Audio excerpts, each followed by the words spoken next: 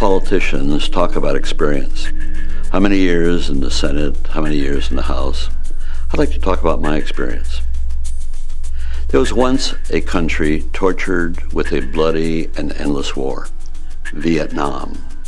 Young men and women were dying every day. Our leaders again and again presented plans to win the war. This new strategy, they said, will change things. This time it will work. They warned of dire consequences if we left. It would end freedom. It would end our democracy. We must fight them over there so we don't have to fight them here. And young men and women were dying every day. One political party supported the war because they wanted to leave with honor. The other went along with it because they were afraid of losing elections.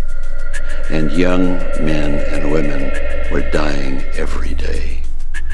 During that time, Dan Ellsberg gave me documents that proved that our government had lied about the war. Repeatedly so. Our government arrested Dan, who had leaked those documents and tried to censor the newspapers that published them.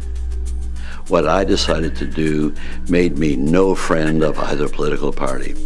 I read those documents, which history calls the Pentagon Papers, into the public record. I told the people the truth about Vietnam, and I was prosecuted for it. In office, I did many things like that. I filibustered the end of the draft. I stopped nuclear testing in the North Pacific.